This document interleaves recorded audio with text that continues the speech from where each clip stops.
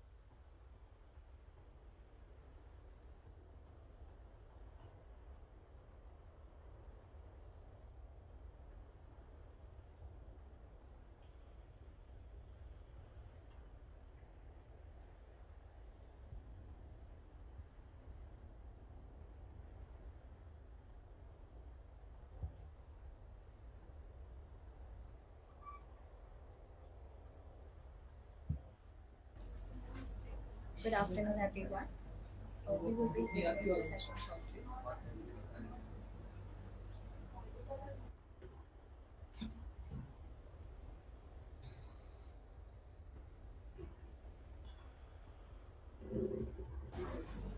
Good afternoon, everyone. Can you hear me, ma'am? Yeah, yes, yes. Now you are audible. Yes. We will be beginning the session shortly.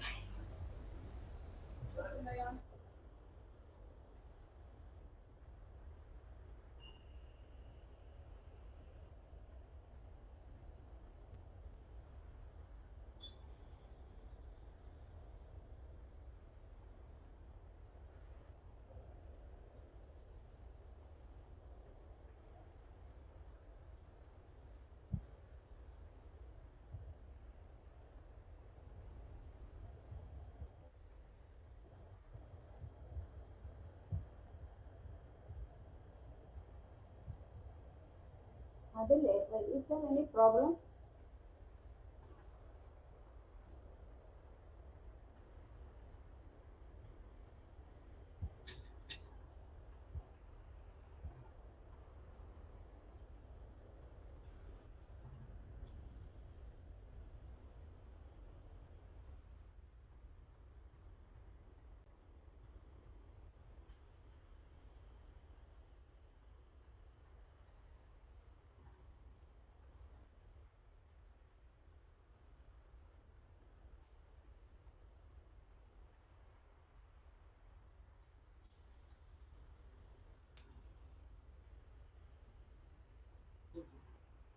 Organized.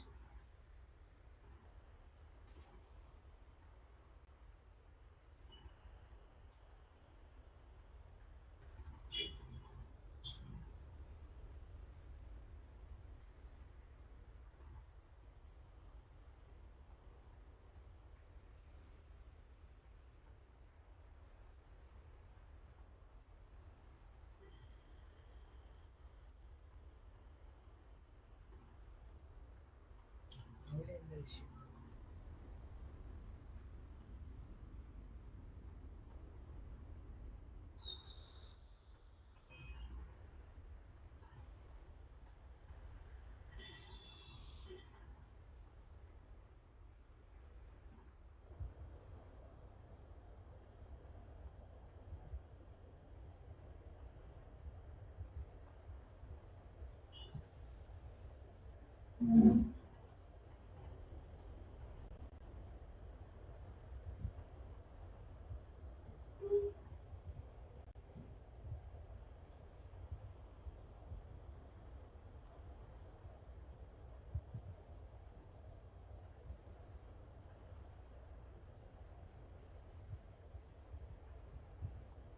We will start soon, 5 minutes.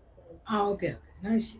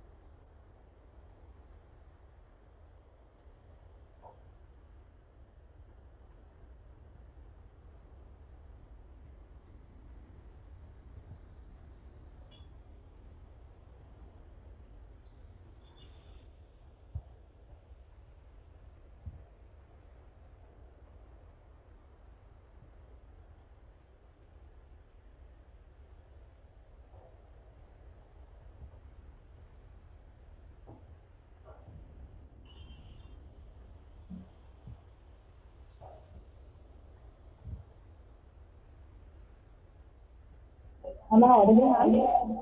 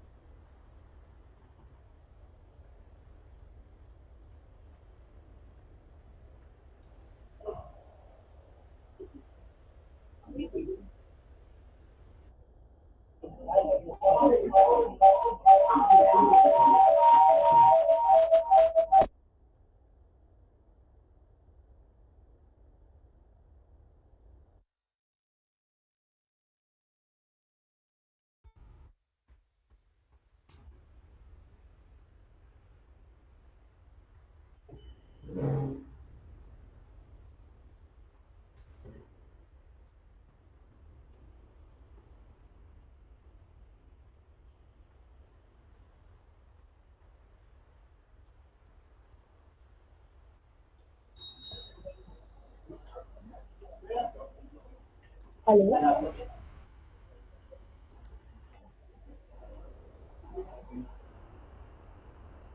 Hello? You are audible now.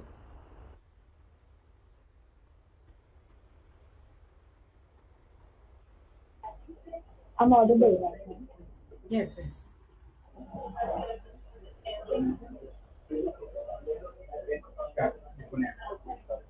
In the words of Dr. APJ Abdul Kalam, don't take the rest of your victory because if you fail in victory, more lives are waiting to say that the first victory was just a luck. On behalf of the Institution's Innovation Council SFIT, I, Jasmeeta Sarkisai, would like to extend warm greetings to everyone present here today and we welcome you to this session on challenges faced in mission design, launch vehicle, and satellite. The Institution Innovation Council at SFIT is established by a robust partnership between All India Council for Technical Education (AICTE) and Ministry of Education. The Institution's Innovation Council at SFIT facilitates a platform for nurturing creativity and innovation.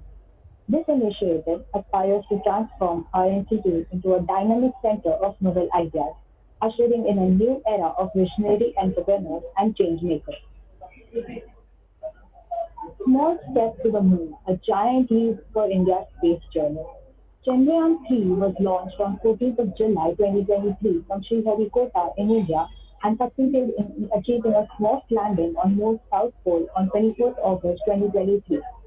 Chandrayaan-III made a history by becoming fourth country to perform a successful soft landing on the surface of the moon and making India the only country to land on the moon's south pole. Now, I would like to welcome Ms. Aarti Bhatnagar to invite our guest speaker.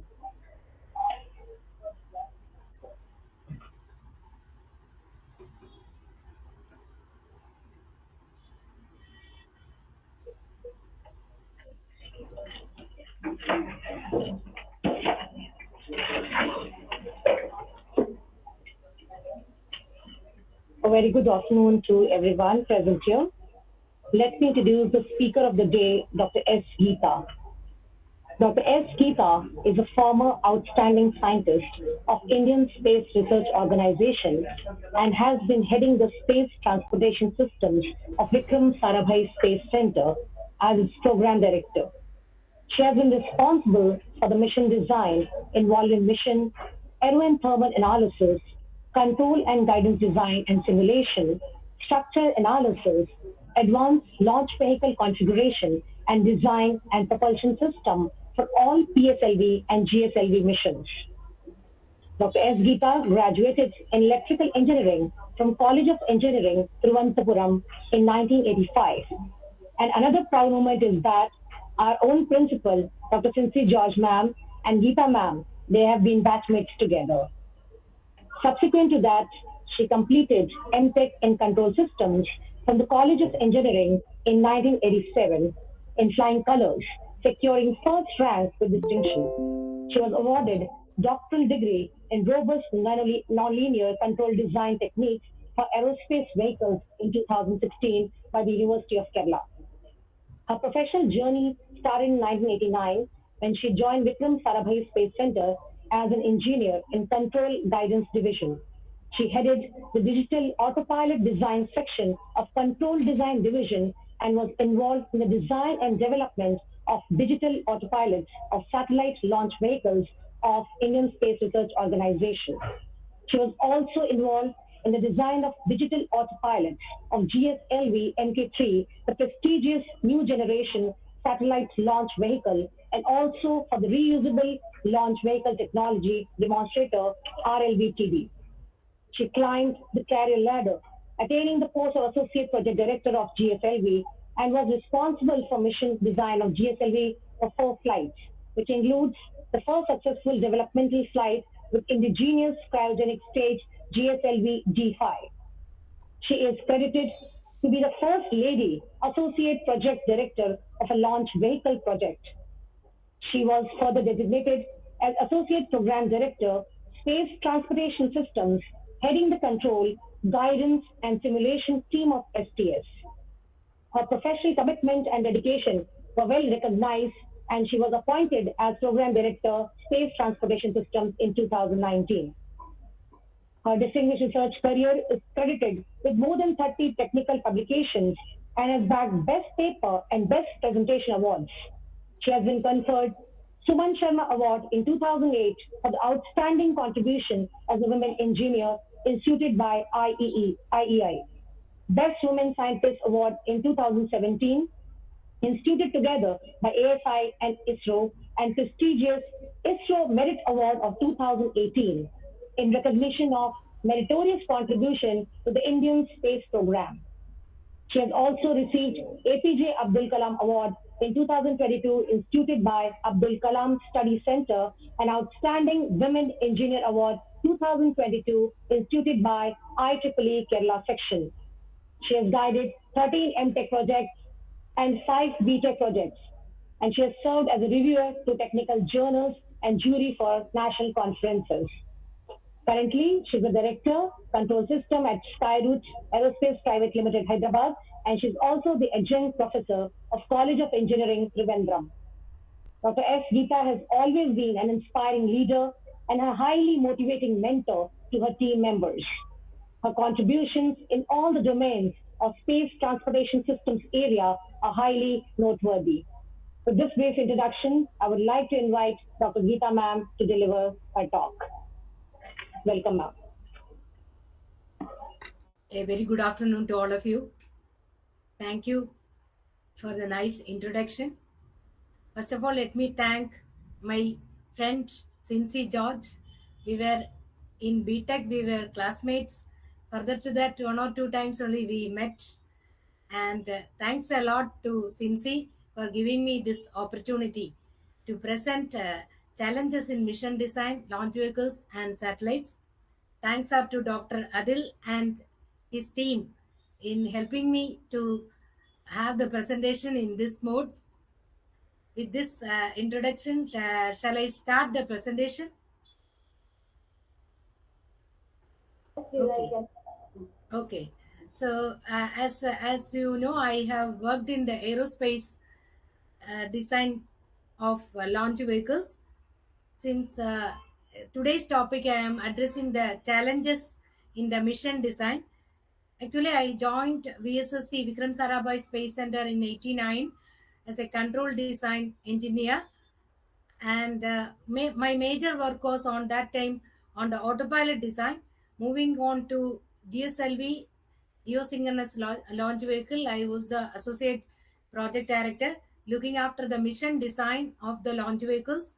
Then I moved on to program director as space transportation system, wherein we have all the activities related to mission design in terms of control and guidance design, trajectory design, simulations, structures, aerodynamic structures, as well as some part of hardware analysis and design.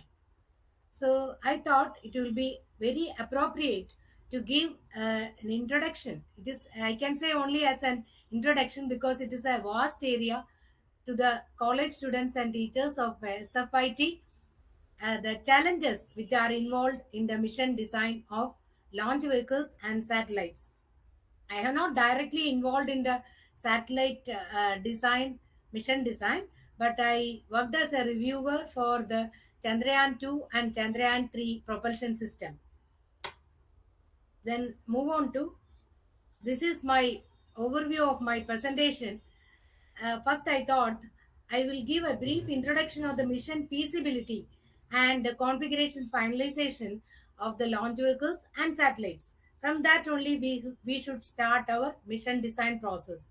So, once a satellite person approaches the launch vehicle configuration designer or the entity or the center itself, whether my satellite with such and such constraints on the orbit or payload, so many things, whether your vehicle is available or any configuration change is required, like that. That is the first I'll develop on in details in the subsequent slides. Then I'll tell about the challenges in the mission design of the launch vehicles. Majority of my presentation will be concentrating on the modeling aspects, trajectory design, navigation guidance and control, and multiple orbit and multiple satellite missions as the case may be, and to the challenges in the mission design of satellites.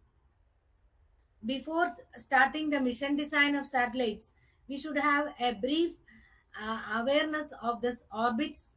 That's why I have put an introduction to orbits, very brief introduction.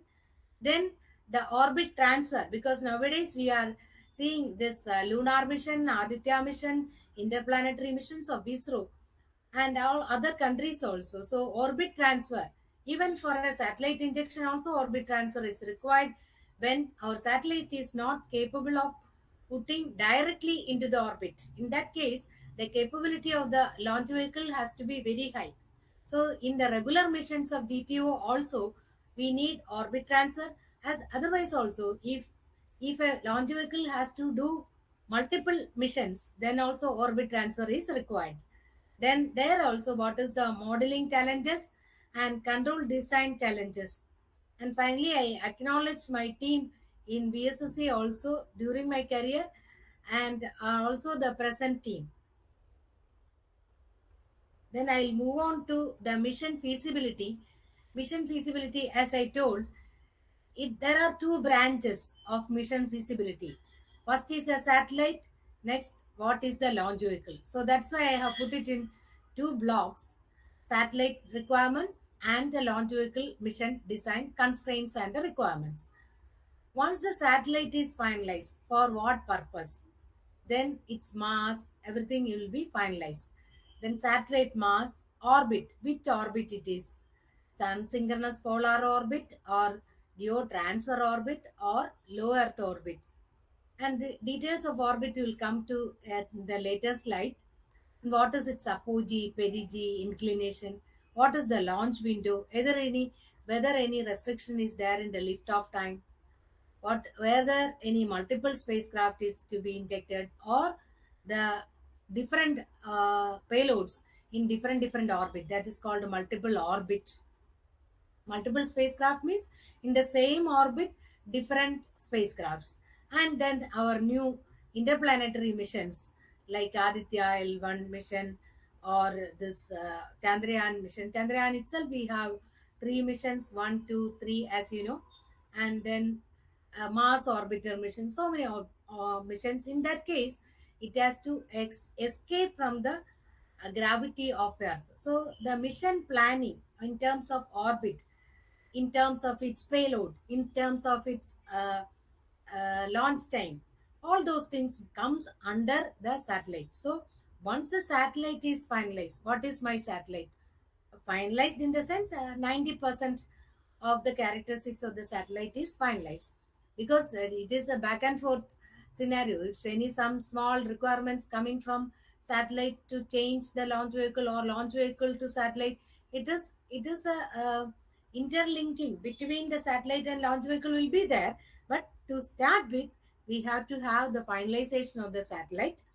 Then, according to ISRO strategy only, I am telling whether the vehicle configuration, how do you fix the vehicle configuration? So many things are there related to, even related to cost. Suppose a small satellite only to be injected to a low earth orbit, we have to take care of that condition with a lower launch vehicle configuration. In the case of PSLV, we have different configurations like PSLV core alone. That means there won't be any strap-ons. Then PSLV itself with two strap-ons, PSLV itself with four strap-ons, then six strap-ons. So according to the requirement, we will select the launch vehicle. Then then also we should know the launch azimuth and visibility, because visibility means throughout the stages or the important stages like ignition, control of, separation of the satellites, separation of payload firing, all those things has to be visible from the ground stations. Usually we will have the ground stations at various places located within India. As well, if it is not possible, we will hire ground stations from outside countries also. For this launch vehicle missions like lunar mission, Aditya mission, definitely we have to hire others visibility, other ground stations also to have the visibility of the major events. Another one is the flight safety. Flight safety means when it I have a slide there, then I will develop on flight safety there. Then loads, controllability, strategy for multiple spacecraft injection, all those things we will study in paper as well as in simulation. Then only we will finalize the configuration. During that process, sometimes we may have to have different configuration selections also. So then we will come to this, whether the existing launch vehicles like PSLE, GSLE, Mark III or SSLV will work for the configuration for the requirements given by the satellite. Then we will go on to the existing launch vehicle. If it is not, then we will go for a reusable launch vehicle or recoverable launch vehicle or a new launch vehicle.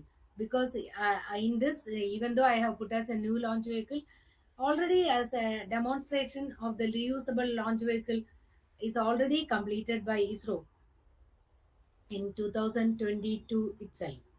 So once this is over, this part is over. This itself is a major, huge activity. The launch vehicle and the satellite configuration gets finalized. Then move on to mission design of launch vehicles.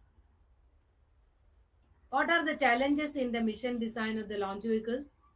So the major challenge, to be frank, is the on the modeling aspects, because how good is your model only will give you the good design, because all these design aspects we are doing on this model only. So modeling is a huge activity that we are doing in the state space approach. For GSLV, as I used to say, the model consists of around 51 states. 51 by 51 is our matrix.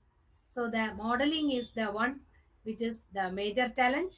On that model, only we are working on trajectory, navigation, guidance, and control.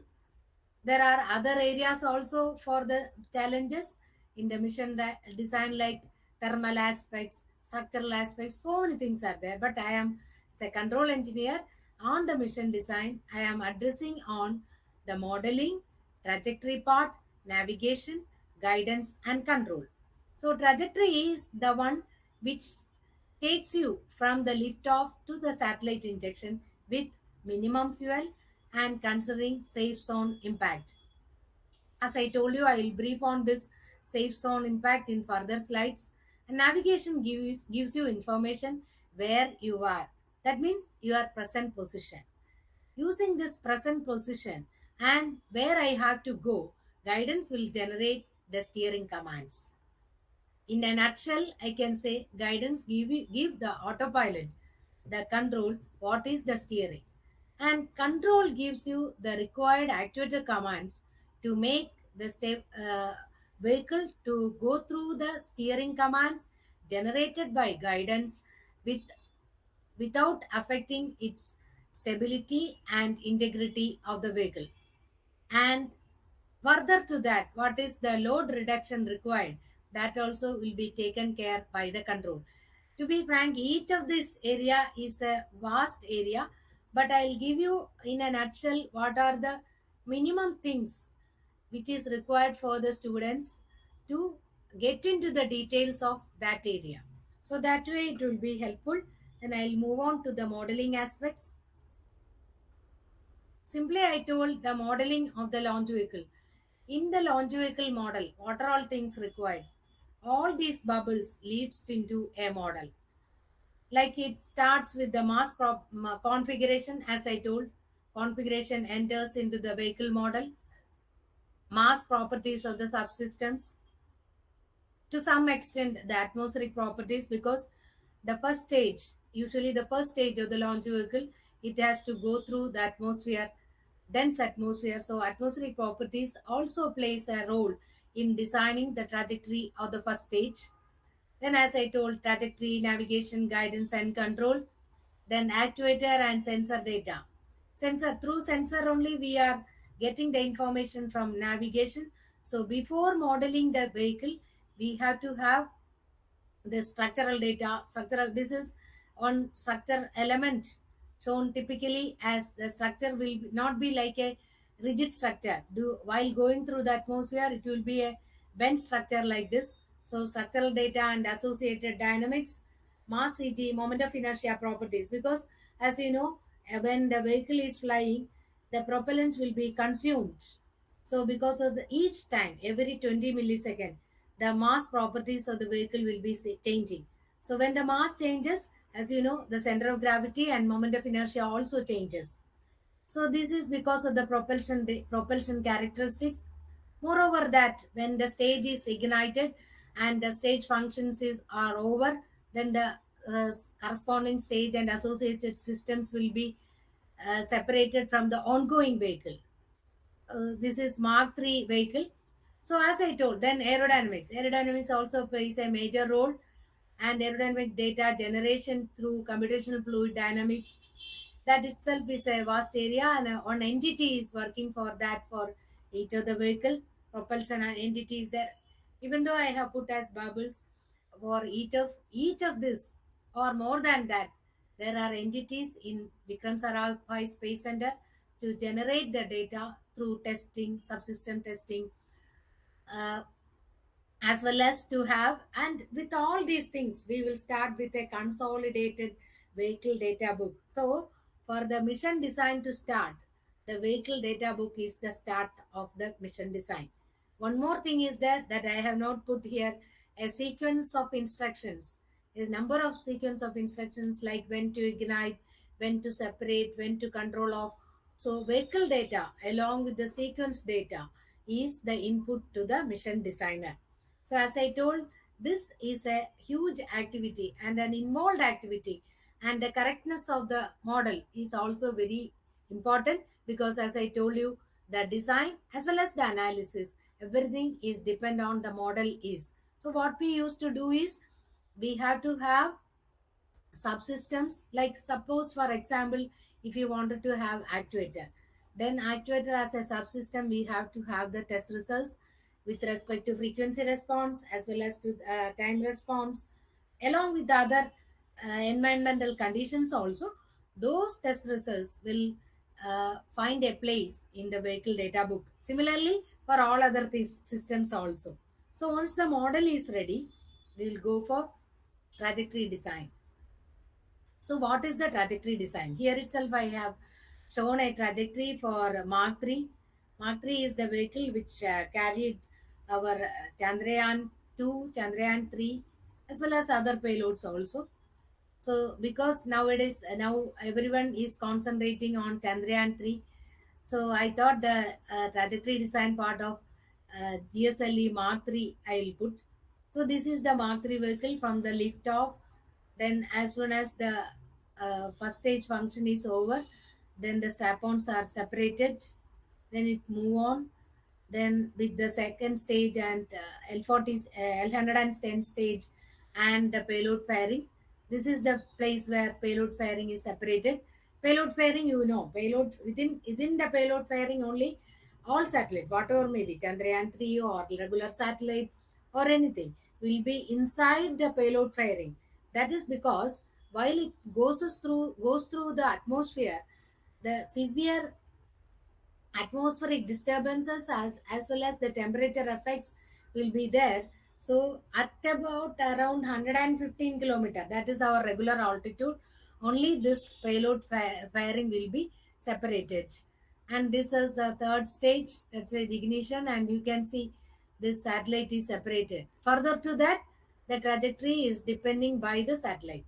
So for a optimal path, optimal means the minimum path, the starting point is the launch pad, the end point is the injection point, as the case may be, where to inject, as I told you earlier in the satellite. So it can be an optimal fuel problem. Optimal fuel.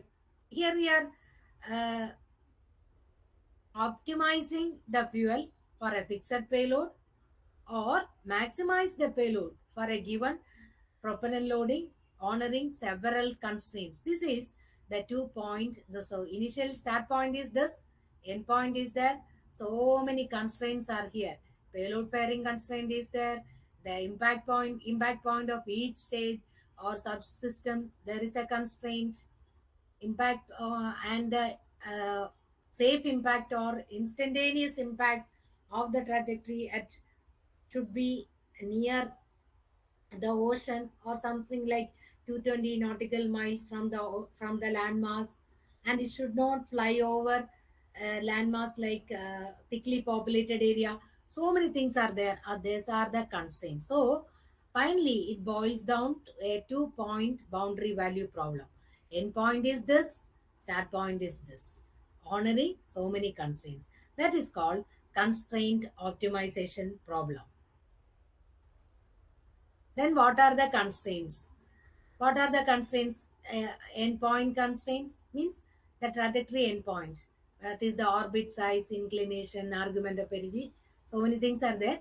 Then ascent phase constraint. Ascent phase is the phase which is going from lift off to the clearing of first stage, that is the launch tower clearance, vehicle loads and control force margins, peak dynamic pressure, thermal loads, and the separation event constraints. The dynamic pressure at separation of first stage has to be like this. What is the altitude at the separation? What are the attitude rates at the separation? Then the major constraint like impact constraints, stage impact and instantaneous impact, flyover on the landmass, casualty expectancy, all those things comes under impact constraints. And as I told, tracking constraints. As far as possible, the vehicle major events has to be visible from the tracking stations available within India. And what is the azimuth rate? So these are the constraints for the trajectory design. So once the constraints, with taking into account of the constraints, once the trajectory is designed, we will go on to guidance design. So before that, I told you what is the range safety and casualty expectancy. Because if anything during the process, if anything is happening in the atmosphere or just outside the atmosphere, the there has to be destruction mechanism. Otherwise, the burned out stages should not fall on the thickly populated area or near to the shore itself. So on the view graph, you can see the launch vehicle being destroyed by range safety officer after loss of control for a GSLE F-02 mission. As you know, one of the strap-ons didn't work, so that also has to be considered in the range safety. So casualty expectancy is the normal risk measure utilized for judging public risk from the launch. This we have to consider the total country wherein that impact has can happen. This is one impact instantaneous impact point trajectory for, I think it is for GSLV. You can see this is Australia, and we have an Etharaga station. These are all stations, Port Blair and all, and it should not fly over landmass also. And this red one is you have to avoid, but there are situations where we have to fly, no other go. In that case, what we used to do is we will assess the casualty expectancy in terms of the landmass as well as the public risk, and it has to get clearance from ISRO headquarters in consultation with the other countries also who are all involved. That itself is a process during the mission design. If any issue related to range safety is there, then we have to tune the trajectory such that the range safety issues are not there. So then I'll move on to navigation, guidance, and control. Each block you can see, as I told, guidance commands generate the pitch or roll commands required for meeting the trajectory. Then it goes to control. Control law itself is there that I'll come to. Then through actuators like muscle power, sensors like our sensors like I have put, then navigation sensors will be there in the rocket, gives the information, appropriate information to the modules required, like position and velocity information to the guidance, and PQRR, all the rates on the pitch or roll rates, theta psi phi, whether the attitude angles, this information given to the control. So navigation determine the present state of the vehicle, position, velocity, attitude of the vehicle at any point of time during the trajectory.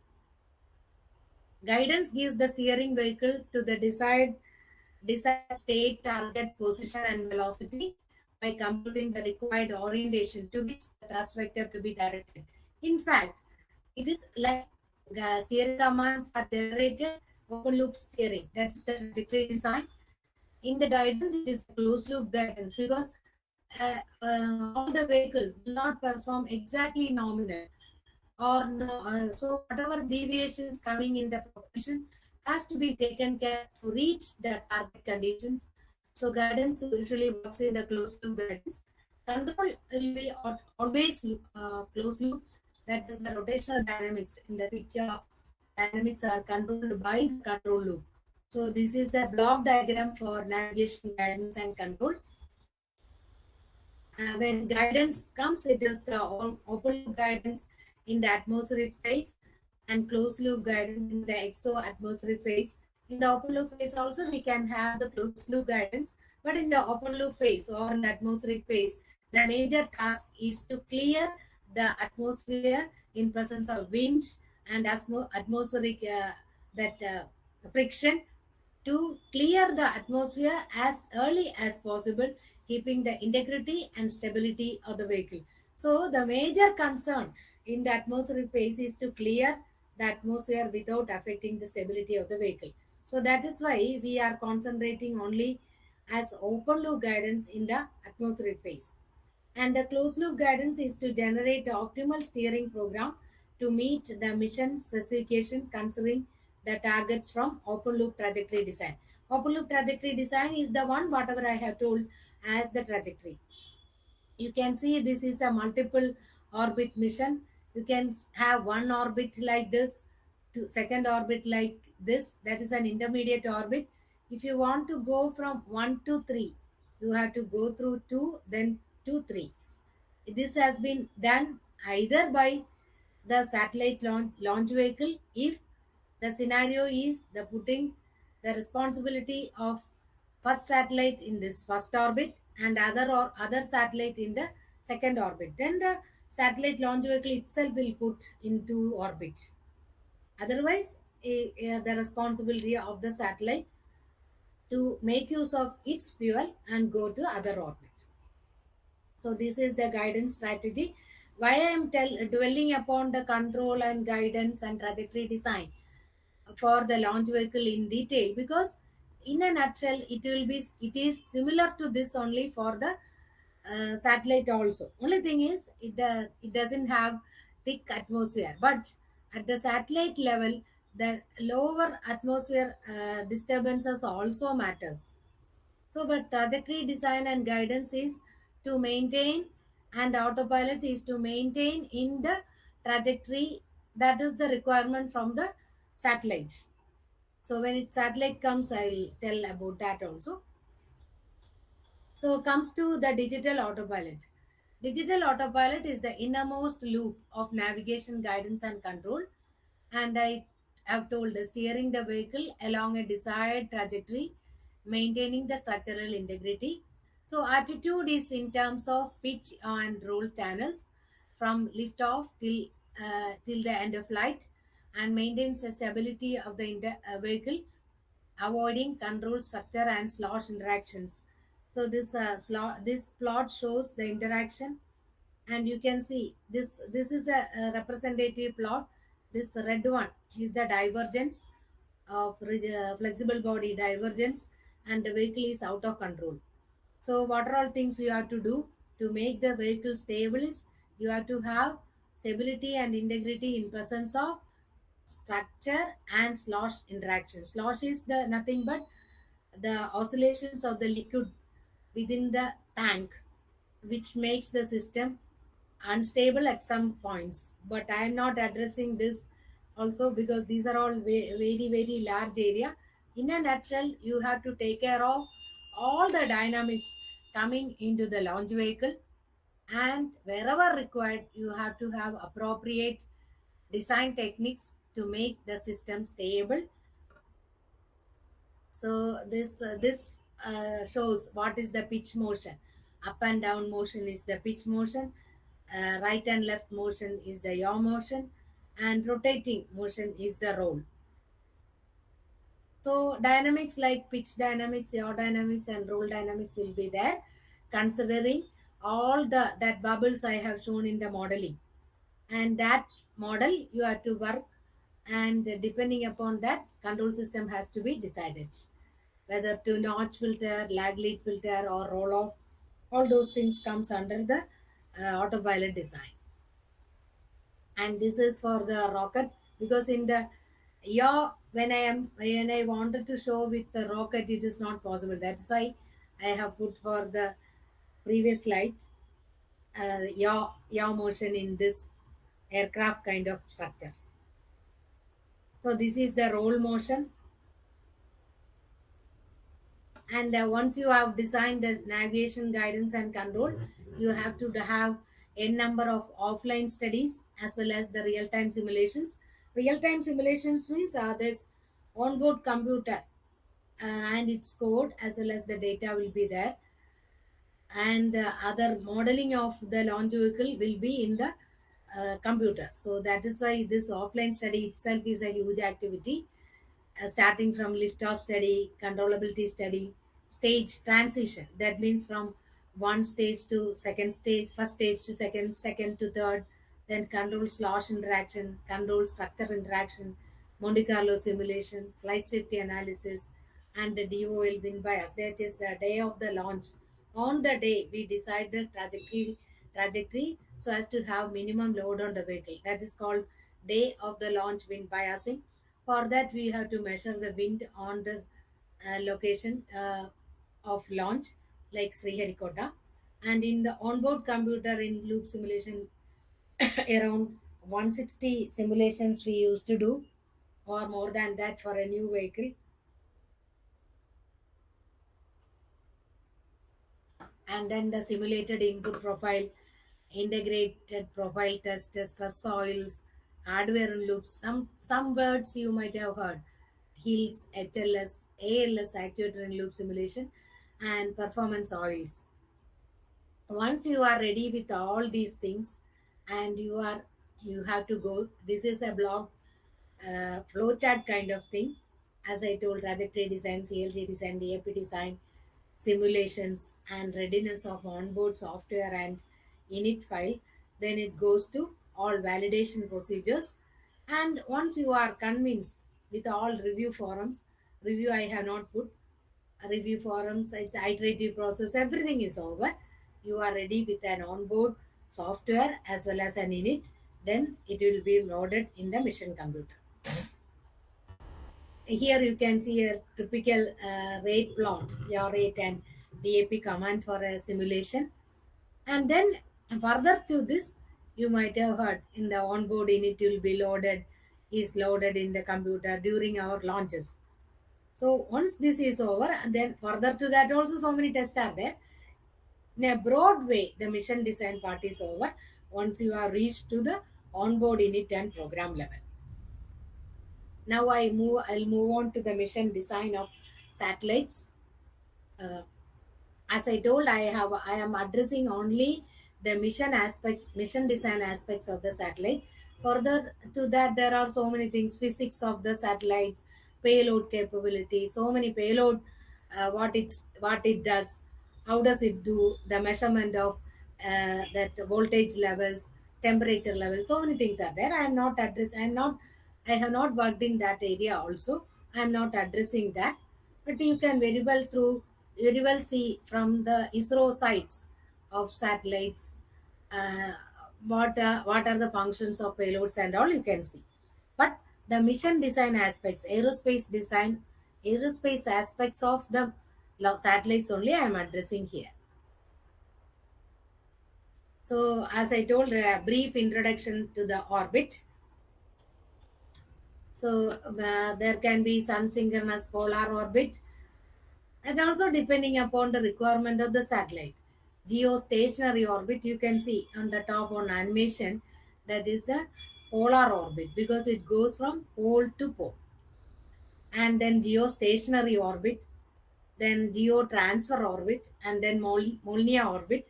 That is for particularly for USSR, because they don't have the similar to our, because we are near to equator. We can make use of this GSO orbit to have data or communication throughout all the 24 hours about for our India. But such kind of facility is not there because of their latitude and longitude of Russia. That's why they have put a Molniya orbit like this, so that most of the part of Russia will be covered by this orbit. So each satellite has a set path in space, which is called orbit. The speed and angle with which a satellite is injected determine the satellite's orbit. This figure contains almost all the orbit. This is our equatorial orbit. This is that inclined orbit. This is polar orbit. This is the orbit wherein we feel that it is stationary, and this is inclined polar. So polar, inclined orbit, equatorial orbit, then that elliptical orbit, depending upon the requirement of the satellite. So this is somewhat what is the velocity needed to make the satellite in the ellipse, in the circle, or internal ellipse. This is Earth. Or the parabola, what is the escape velocity required. All these things matters in designing interplanetary missions. So for circular, we have to have 7.8 kilometer per second, or in terms of kilometer per hour, it is 28,080 kilometer per hour. For parabola, it is 11.2 kilometer per second, or 40,320 kilometer per hour. At the time of injection, this much velocity has to be there. That velocity added, the velocity will be added, as I told you, from each stage. So this is our Satish Dhawan Space Center. Uh, and then what is the velocity required for each of the mission? SSPO, this is the mission velocity required, 27,360 kilometer per hour. For GTO mission, 36,720 kilometer per hour. Why? Because it has to have this geosynchronous orbit. And for lunar missions, it has to be 39,300 kilometer per hour. And interplanetary missions, it will be 41,800 kilometer per hour. But the slides I will show you how it transfers.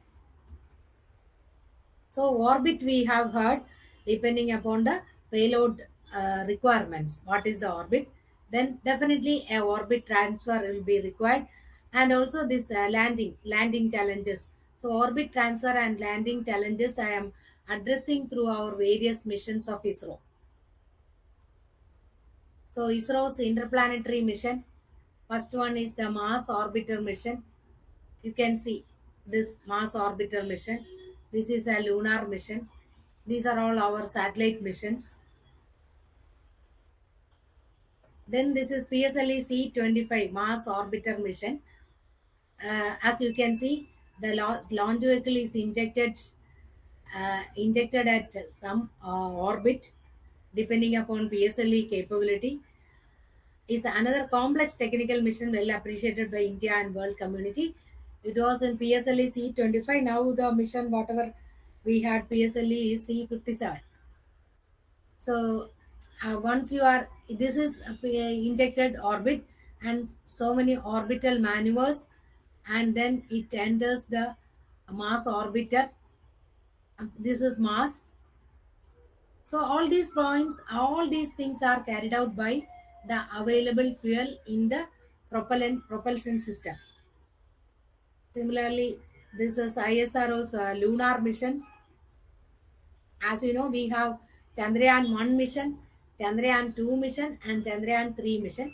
Chandrayaan-I mission was with the PSLV because the payload was small, and in that also we have a moon impact probe, and Chandrayaan-I was on 22nd October 2008 by with the PSLV, and we have 5 Indian payloads with international participation of USA, ESA, and Bulgaria, and we have 590 kg at the time of separation. Then it goes to 100 kilometer lunar polar orbit. No landing, but there is a moon impact probe was there that I'll come to. So this is Chandrayaan-I path. As I told, this is the first orbit. From that, with the usage of satellite fuel, the orbit is increased like this. And always we are using the gravity assisted trajectory. That means we are not directly injecting, because for that the capability has to be very large.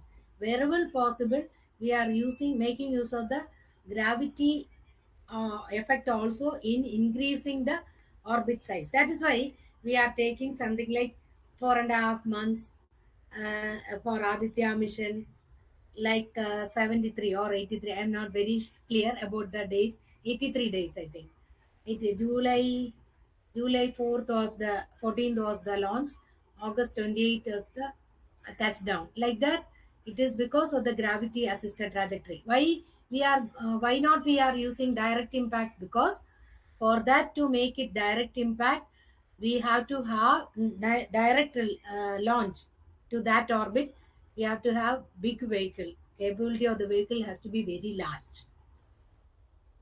So this is Chandrayaan-I path. In Chandrayaan-I, we were having one moon impact probe. So this is a figure of the Shackleton crater where Chandrayaan-I's moon impact probe impacted the lunar surface. This MIP was painted with India's tricolor national flag on all four sides. When moon impact probe hit the lunar surface on 14th November 2008, India became the fourth nation to have its national flag on the moon. So Chandrayaan-I, it was a full success. This was intended, and moon impact was impacted at the expected Shackleton crater. That was the only experiment. And then this is one video, but specifically I have not put its uh, previous slide.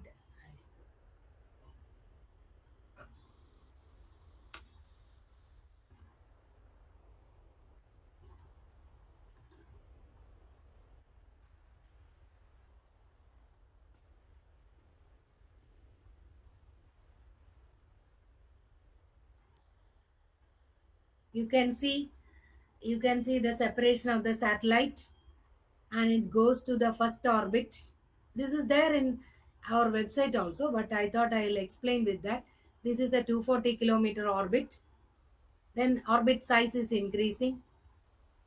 36,000 kilometer orbit it reached. From there it will escape from the Earth's influence. Yes, it has escaped from the Earth's influence, and it goes to the moon orbit. 386,000 kilometer it has covered. Then now it is in the moon orbit. From that we can plan the moon impact probe or the lander, all those things. So this has happened in Chandrayaan-I also. Only thing is the orbit was 100 kilometer and it was rotating. From that, from the Chandrayaan-1 payload, it this moon impact probe is detached and impacted on the on the moon surface.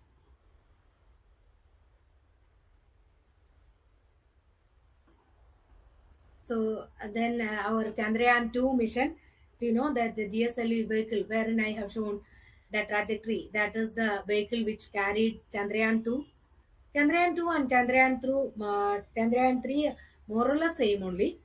I'll dwell upon the differences in Chandrayaan-II and Chandrayaan-III at a later point.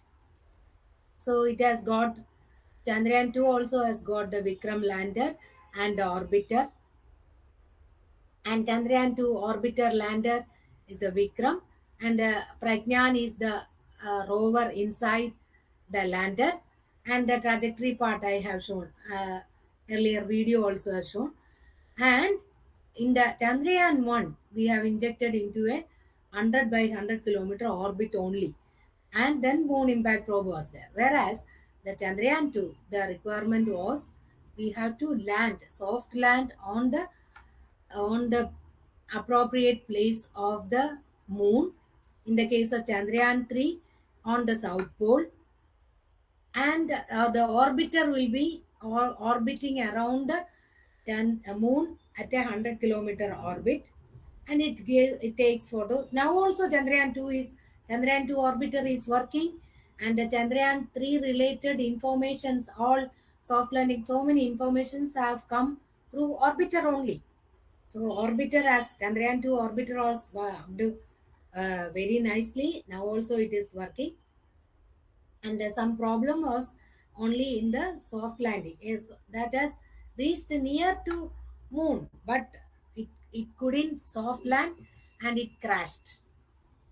So the rover could not come out and do all these things whatever Chandrayaan-III has done. So this is the Vikram lander. Now also this figure is corresponding to Chandrayaan-II, but Chandrayaan-III is also similar to this only with some small modifications. So this lander is designed to function for one lunar day, that is 14 Earth days, capability to communicate with the orbiter as well as Pragyan rover, and the lander is to execute a soft landing on the lunar surface at a touchdown velocity of 2 meter per second at that. But as you know, now it has landed with approximately near 0 meter per second or 0 only, so that it was a soft landed. So what are all things needed for the 30-kilometer altitude soft landing? A detailed analysis after Chandrayaan-II soft landing failure is assessed in details. So propulsion systems are modified accordingly, sensors are modified accordingly, and the algorithms are also modified accordingly. And a number of tests has been carried out to ensure that even a scenario of to a propulsion system, some of the propulsion systems are not working, some of the sensors are not working, also we can ensure soft landing for Chandrayaan-III. So that was the change from Chandrayaan-II to Chandrayaan-III as far as aerospace mission aspects are considered. Whereas the payloads are different, so many things are different. So this is the Chandrayaan-II part. Already I have told in the original figure itself. It's a detailed, clear figure. So that's why I have put this. And ISRO's third lunar mission is Chandrayaan-III, that everyone will be knowing through your uh, so much of videos on the publicity on the Chandrayaan-III landing day, as well as on the rocket launching day of July 14th, I think. So anyway, I will touch upon the internal details, whatever needed for you to go through the videos or go through the material in website, so that you will be clear what is required. So that brief introduction I'll give. So this is the mission sequence of Chandrayaan. The other mission sequence I have already addressed. Launch vehicle, So Earth-centric phase, which is called the phase one, pre-launch phase, launch and ascent phase, airbound maneuver phase, then lunar transfer phase, and moon-centric. This is also there in the website. You can see. You can refer also moon-centric phase and all. So these are the payloads. I'm not at all addressing about these payloads. Each payload has its own work. For Chandrayaan-III, we heard that almost, or not almost, all the payloads has worked, and enormous amount of data has been passed through orbiter to the ground stations.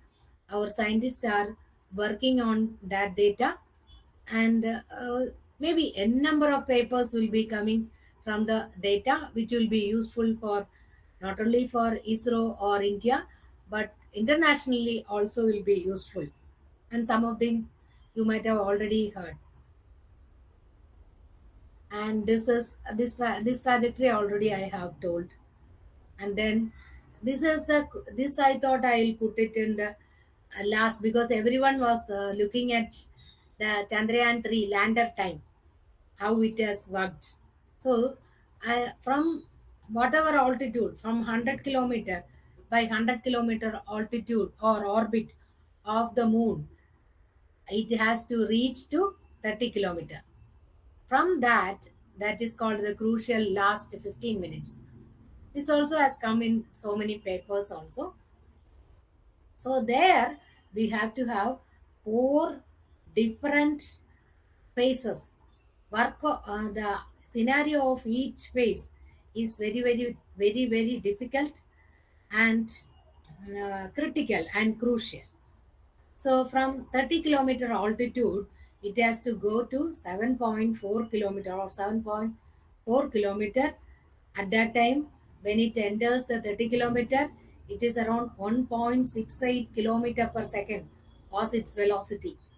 It has to come to 358 meter per second. So this here a guidance algorithm has worked. Our propulsion systems, as I told, the required modifications in the propulsion system also has been carried out in Chandrayaan-III. The thrust demand is at a higher level. So 740 Newton, four thrusters were there instead of 400 Newton, four thruster in the case of Chandrayaan-II. So once this is called a rough braking phase. The main idea in the rough braking phase is velocity reduction and go to altitude of 7.4 kilometer. By that time, that 690 seconds, it has traveled 745.5 kilometer, or in actually is around 713.5 kilometer. Traveled on the surface of the moon at an altitude of 7.4 kilometer. Then the next phase is the attitude hold phase. As you know, attitude hold phase means it has to dwell in that mode. So the velocity is nearly same, 358 to 336, whereas the vertical velocity is minus 59. Then the fine braking phase, the name itself, fine braking, that is from 336 to reach to horizontal velocity of 0 meter per second. That is the fine braking phase. All these phases, this you can see, this is propulsion system. All these propulsion systems has worked. PTR role control will be there. Closed loop guidance is there. And at this point, during the attitude hold phase, this all as well as on the fine braking phase, all sensors will check. During the attitude hold phase, that the sensors will check whether I will be able to land at the appropriate place. You can see here also it has covered around 3.48 kilometer. Here in the fine braking phase, it has covered 28.52 kilometer with this velocity. And this is the trajectory. And once you are reaching 0 meter per second, your altitude will be around 150 meter. At 150 meter also, it can hover. It can go up and down. You might have seen in the video of uh, Chandrayaan-III, it was hovering around to look at the place where there is no hump or crater. And always these sensors are giving you information that you can safely launch. At that time, it has landed. So that is why these three, four, 1, 2, 3, 4 phases are very, very critical. Actually, this up to this, it has reached Chandrayaan-II also, but there was some problem with respect to so many things. And as I told, for Chandrayaan-II, all the known problems are rectified, unknown problems are rectified by different levels of testing. Not only in the hardware, but also in the simulation also, and ensure that safe landing will occur whatever the scenario is. That is why confidently it has landed in the appropriate place on the South Pole itself.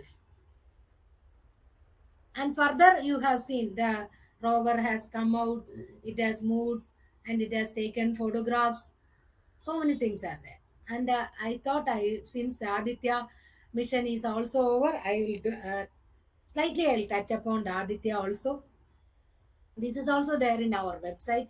Aditya is our first exploration of Sun, of ISRO's first exploration, whereas other countries like NASA, JPL are already injected into the Lagrange points.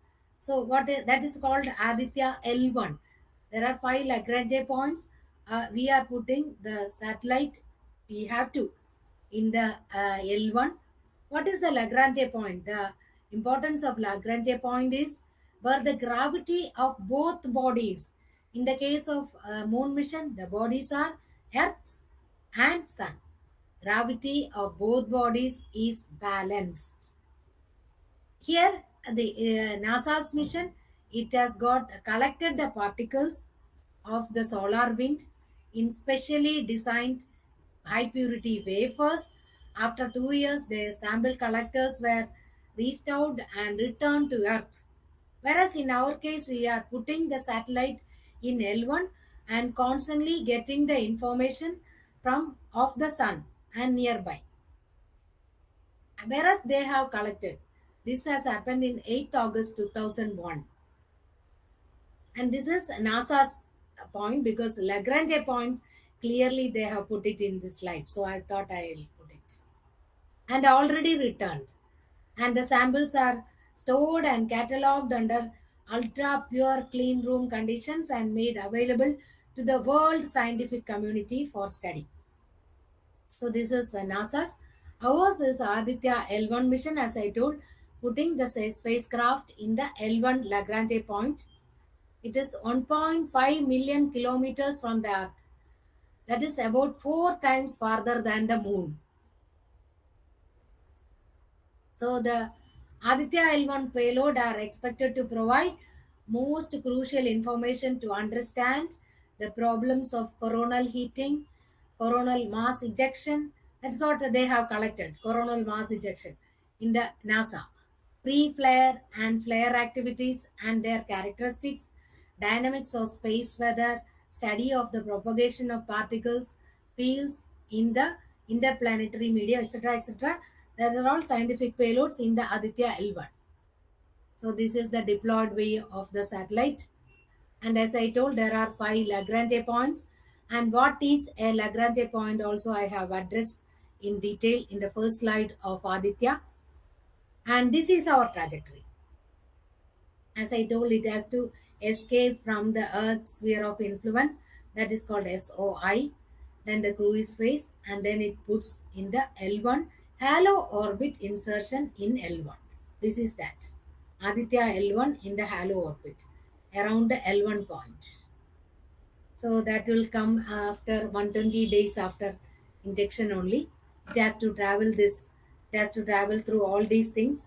The distance itself is 1.5 million kilometer. So this is the major science, as already I have communicated in the first slide itself. So I thought I'll dwell upon how do you do, that is the orbit transfer. Whatever we have seen is the orbit transfer. In each orbit, you have to have the control in pitch or roll channels. Then only it will go through that orbit. So what is the required? Like launch vehicle, you have to have a satellite model wherein all these bubbles corresponding to the satellite will be there and a model will be there. On that model only you will be working. So the attitude control, orbit I have told, attitude control of satellite is also an important area. So attitude acquisition is there, attitude stabilization is there.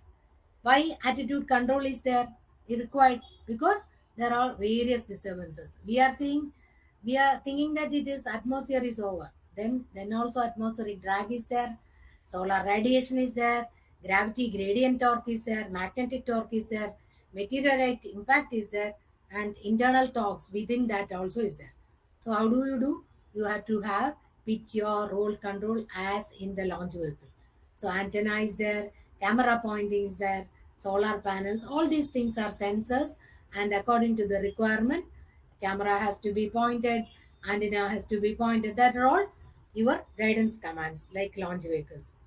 So as I told, the external disturbances has to be balanced, and there has to be internal control to make the satellite in the required orbit as well as the transfer also, or the phases like our crucial phases. Everywhere control is also required. So these are the external disturbances. This is similar to that launch vehicle only. A control law is there, actuator is there, spacecraft attitude dynamics, sensors. That is the block diagram of active control. And as I told you, this active control is throughout till the point of touching in the case of lunar mission, or till the point of orbit insertion. So this is a representative block diagram. This is for Chandrayan. uh, Translational dynamics, rotational dynamics, similar to longitudinal only. You see, there are 850 Newton thrusters for control, and throttle control is required for the that power braking phase, rough braking phase. Throttle controller is required.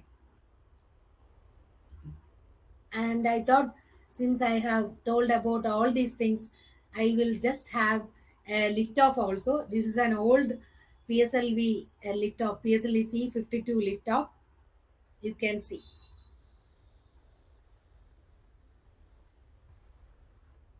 This is the satellite part. You can see two payload fairings are this before.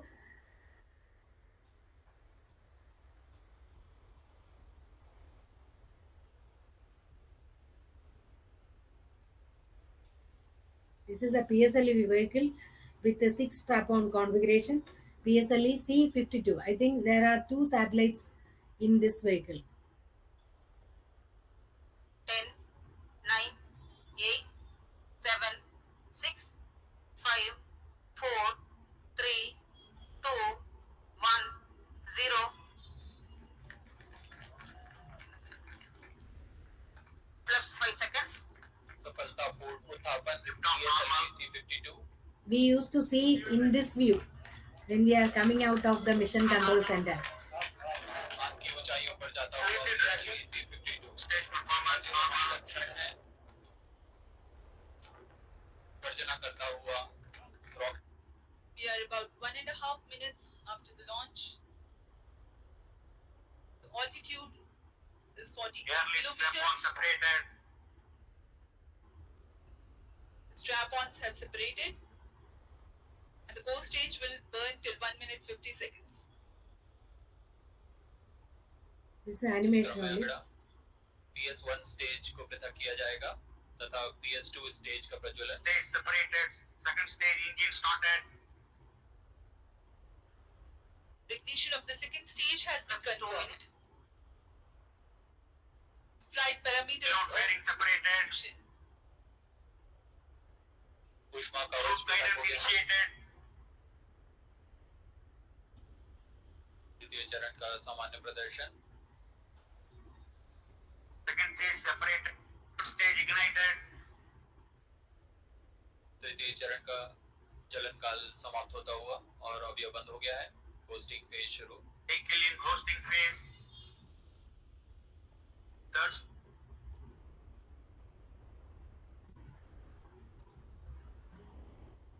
This is the Next satellite are double separation. passengers, Inspire Sat 1 and Insat TD. Inspire Sat 1 is a student satellite developed by Indian Institute of Space. Separated. The confirmation of InspireSat-1 separation. INS 2D separated. All the three satellites are separated. Mission completed.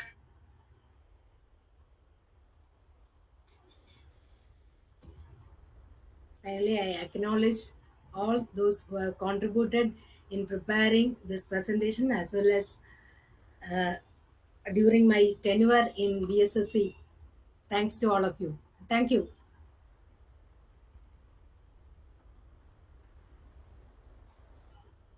Thank you. I have completed my presentation.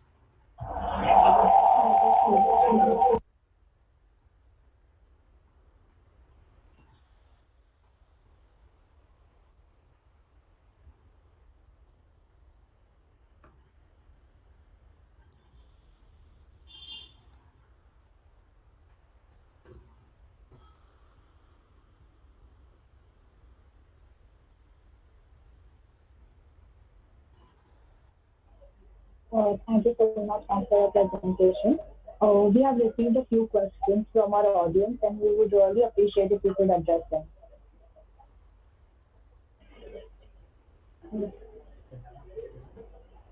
The first question is that what is the difference between PSLV and GSLV? Yeah. PSLV and GSLV are two rockets in ISRO's vehicle. PSLV is Polar Satellite Launch Vehicle that was developed before GSLV. The capability of PSLV, as I told, is restricted to something like 2000 kilograms in LEO, low Earth orbit. So when you wanted to go higher and higher orbit or higher and higher payload, the capability of the vehicle has to be increased. So GSLV is geosynchronous satellite launch vehicle, wherein you can inject 2000 class of satellites in GTO orbit. GTO orbit is nothing but 200 by 36,000 kilometer orbit. So capability wise, that's why initial slide I have told which vehicle you will be choosing depending upon your requirements. The satellite requirement is this, you can use this vehicle. So before development of GSLV, we have only PSLV and our capability was limited to that. Now we have GSLV and GSLV Mark III, which carried our Chandrayan payload, the 3000 class of satellites, 3000 kg class of satellites. Thank you ma'am. The next question is that during an interplanetary mission, what is the greatest difficulty faced by the scientists? I'm not clear. Once again. During an interplanetary mission, what is the greatest difficulty faced by the scientists? Scientists. Yes. So as I told, you can, if you have a satellite, you have to put it in that orbit. That is our PSLV and GSLV regular missions. You might have heard IRS class of satellite, GSAT class of satellite and all.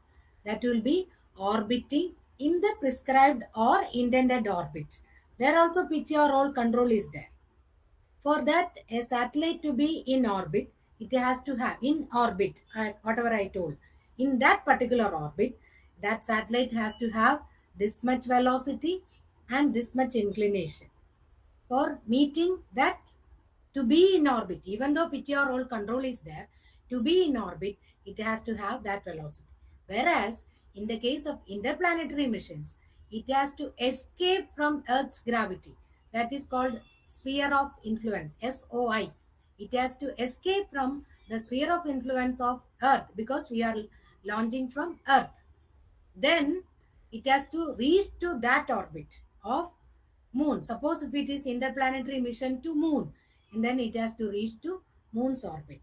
So the challenges involved are the satellite has to, in the mission design, challenges as already I addressed, each time it has to increase its orbit, increase, so that the velocity will be increasing with the gravity assisted trajectory and it escapes from the Earth's velocity. Then it has to move on to that big line, whatever I have shown, and reaches to the influence of moon. Then also it has to reduce its velocity. That is why I told when the last four phases, braking phase I have shown, the velocity has to be reduced with the help of propulsion system, and then it reaches to the moon. Though I have told in 4 or 5 sentences, each phase is a tiresome activity. The testing, design, everything is involved. Then only confidently we can say that it is not one scientist or two scientists working on that. A group of scientists will be working for each of the sessions. Like launch vehicle design, I told, a group from VSSC for the trajectory design, control design, all those things. Are. Similarly, a group major activities of satellite and design is done in the URSC, URAU Satellite Center, located in Bangalore. But the design review forums and design, what do you call, a group, members from each other centers will be there. I think I have covered in the time allotted time. At a later point of time also, I can give you the answer in mail. Thank you, ma'am. There's one more question. As you mentioned about the renewable rockets, so can you elaborate more on its future and its advantages over the regular ones? Reusable launch vehicle. Yeah. Reusable rockets.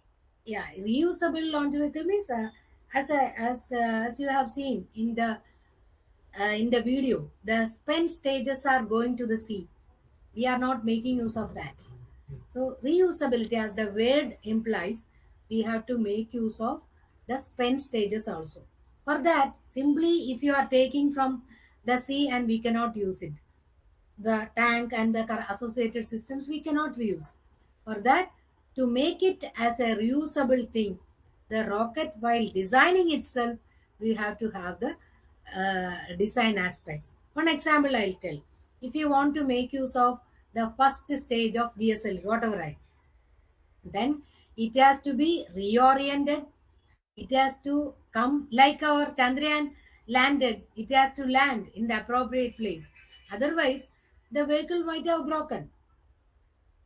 So all those aspects has to be there. The advantage is, even though at the initial point of time the cost is large, you can make use of, you can reuse it. So in that aspect only, we have done a small demonstration when I feel in July 2022 or this year, 2023 itself, RLV-TD, reusable launch vehicle demonstrator, like a plane, like an automatic plane, it has landed in the ground of our station there in Bangalore. And that is a collaboration between Aero and Astrodynamics and our ISRO, that is called reusable launch vehicle technology demonstrator. I have worked in that also, and I was the reviewer, and I have seen that. We have one final question, ma'am. What are some of the emergency protocols if the rocket does not follow its trajectory? Yeah, that I told you, one figure also I have shown. That is, at any point of time, if the vehicle, specifically in the first stage and all, if it is not working properly, it is deviating from the trajectory. One person was telling that it is under control. Second stage ignition. One person was, he is the range officer. So range officer terminal, always the trajectory will be shown, and any deviation, then the vehicle will be destructed. So that is one photo I have shown for GSLE F02. One of the strap-on was not worked, and it has uh, destructed at around 57 or 60 seconds of time. So each stage is having destruction system, that is for that, and the other one, the trajectory is taken care. Impact, a spent stage impact should not be near the landmass or near the thickly populated area. So that will be taken care by the trajectory. Whereas at this, in unintentional something is happening, it has to be destructed. Thank you so much, ma'am, for sharing your insights with us. Now I would like to call upon Ms. Rudisha Roy, a professor from Computer Engineering Department, to further vote of thanks.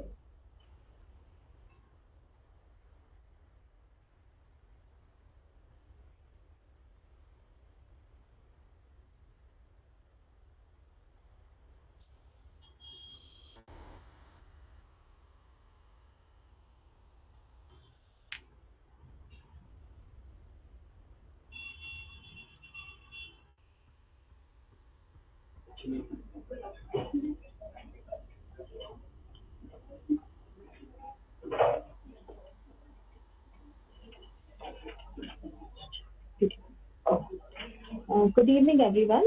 Thank you for joining us today. Acknowledging the good that you have in your life is the foundation for all abundance. On behalf of Institution's Innovation Cell, IIC SFIT, I feel immense pleasure and gratitude as I present the vote of thanks for this remarkable event celebrating the launch of Chandrayan-III, India's monumental lunar mission. Today's session has been an inspiring one, highlighting not only the remarkable contributions to the field of space research, but also signifying the broader impact the event has had on science, education, and gender equality. First and foremost, on behalf of IIC SFIT, I extend my deepest gratitude to our distinguished guest, Dr. S. Geeta, whose presence has elevated the occasion. Ma'am, your pioneering work on satellite launch vehicles has not only pushed boundaries of human understanding, but also served as a beacon of inspiration for aspiring scientists, especially women around the nation. Your story and journey inspires us to reach for the stars. Thank you, Dr. Geeta, for gracing us with your presence and sharing your knowledge and experiences. Though not present here in person, I also express my heartfelt thanks to the brilliant minds at ISRO for making us proud as a nation. Your tireless dedication and unwavering commitment has made this historic event possible. Your expertise and relentless pursuit of excellence continues to push the boundaries of human knowledge and space to conquer. I also express my wholehearted thanks to our beloved director, Reverend Brother Shantilal Kujur, for his eternal encouragement to all SFITians in the pursuit of excellence. I also extend my thanks to our principal, Dr. Cincy George, for her enthusiastic support in organizing this event. The IIC team is also grateful to the HODs and deans at SFIT for their promptness and support for the event. I thank IIC President Dr. Ravindra Garmodi for being the ever patient yet firm leader of our team and guiding us effectively throughout the journey of the event. I also thank all the faculty members of IIC for their persistent hard work and promptness. I'm also extremely thankful to all our student members and IIC office holders for the relentless hard work and perseverance which has resulted in the success of the event. To the entire team, dedicated team behind the scenes, the organizers, the technical team, the publicity and logistic team, volunteers, advisors, and anybody whom I might have missed due to oversight. Thank you for your tireless efforts in ensuring everything ran smoothly. Your support and hard work has been crucial in making this event a reality. My deepest thanks to the entire staff and student team of IIC. I thank all of you for being a wonderful audience and joining us in celebrating this remarkable achievement of our country. As we look into the future, let this achievement of our nation serve as a symbol of hope and a testament to what collective determination can achieve. Together, let us all resolve to continue to explore, discover, and hence inspire generations to come. Thank you all once again, and may the spirit of Chandrayaan continue to light our paths towards greater scientific and technological advances. I wish you all a very great evening. Thank you very much. Special thanks to my friend, Dr. Cincy George, and also thanks to my daughter. She has arranged everything nicely. I used to sit at a corner for all online meetings and all. She has arranged everything nicely, put the chair, everything. So thanks to my daughter and husband also, and thanks to all your teams in SFIT. I don't know in person. I know only Cincy. Special thanks to you, Cincy. Thanks to all. Thank you, Leela. Thank you. Thank you very much. Wonderful presentation. Thank you. I really enjoyed. So I will meet you in the evening. Okay then. Thank you. Okay. Okay. See you. Shall I leave or do I need to continue? Ravindra? Dr. Adil? I think either you can leave. Now only video play will be there. Oh, okay, that's all. Because he was telling that story, some story or something. Okay, The that launch you event prepared. of India's prestigious Yeah, I'll tell. LVM-III M4 Yeah, ma'am, we will be Chandrayan-III, showing the video. the mission of Okay, You ISRO will to be the showing moon. video only, no I am Madhuri giving the story. Yes, ma'am. commentary in English. With me is my co-commentator Shri Vikas Swarnkar giving the commentary in Hindi.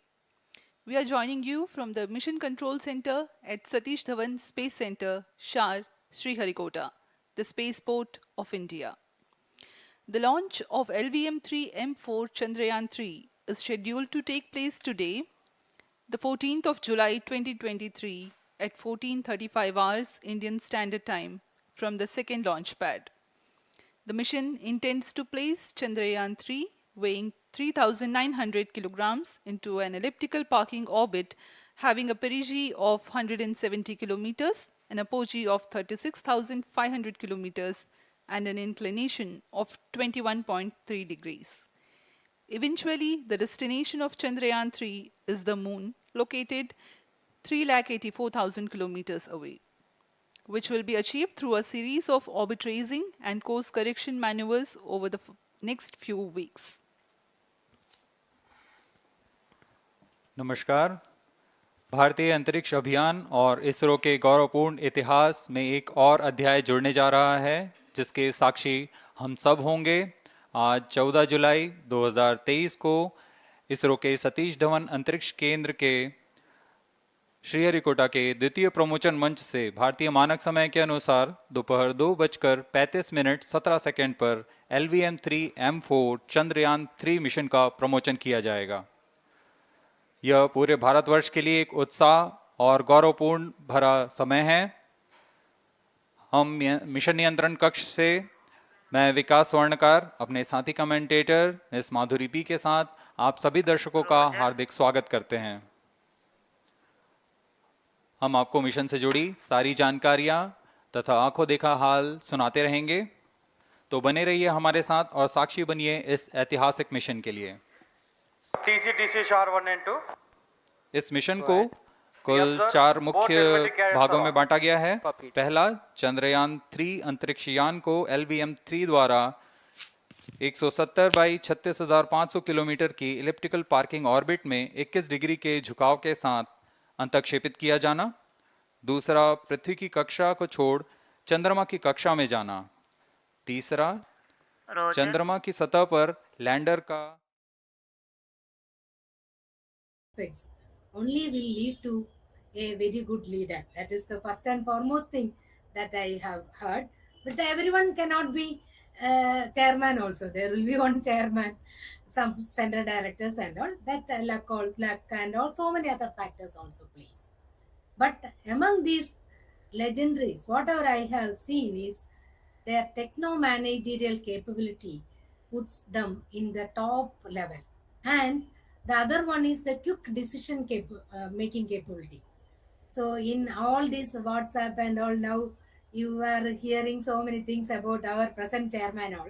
So I thought I'll tell something about Dr. K. Shivan. I joined in BSSC around in 1989 after completing my MTech in 87, maybe 1 year after only. At that time itself, I know Dr. K. Shivan. I was in CGSC looking after the control part. Sir was in simulation area. And then I move on to project, GSLE project. There, Sir took charge as project director of GSLV, that after the 2 successive failures. So he was the failure analysis committee chair. and one of the committee I was the convener and he was the chair. And during that time we had a very, because I am from GSLE project, sir from say, entity, so we had a very tough time. And the quality whatever I have noticed is, at that time itself we had something 4 or 5 GSLE failures, subsequently some success, then 2 successive failures. When sir took charge, sir told me, sir, because I was the mission handling person, because every error will come under mission, whether it is a propulsion failure, it will come as the outcome of mission only. So sir told me that to go through all previous failures or previous small failures which doesn't go to entire mission failure. Like that we have prepared something like 12 documents for all previous flights. So that is because of his initiative only. What can I say? He was continuously 24 by 20. We will be coming around 10 o'clock, but he will be working all the time. And he has prepared all the, even the presentation material, what I, as a convener, I wanted to do, he has helped me. So that is the relationship between the junior and senior in the case of VSSC. And like that, I have worked with him as but the entire credit has come when the GSLE D5, the first successful flight of GSLE with indigenous cryo, has come. Like we were celebrating like our Chandrayan mission. So that credit goes to him. And after that, subsequently also I have worked under him as when he was the director of VSSC. So that the qualities. Similarly, the our present director also I have, as program director I was working directly under present chairman also under him, and he also has given, when they are getting a feeling that the corresponding such and such person can do such and such work, then he will give full power, he will delegate for that activity. So I have a association with our present chairman in so many other activities like World Space Week. I was the chairperson for World Space Week. It was a huge event in VSSC, something like 150,000 people, students have involved in that World Space Week. And the International Women's Day celebration, 2 times successive, 2 times, 2021, 2020, I was the chairperson. During that time also I worked under Dr. Somnath sir. So all these qualities only plays major role, like quick decision. In GSLE D5 also, first flight GSLE D5, just before 1 hour before the launch, one of the tank, GS2 tank leaked. It was the decision by Dr. K. Shivan and entire project team. We could salvage the vehicle, and we could reuse at appropriate stages in the subsequent flights.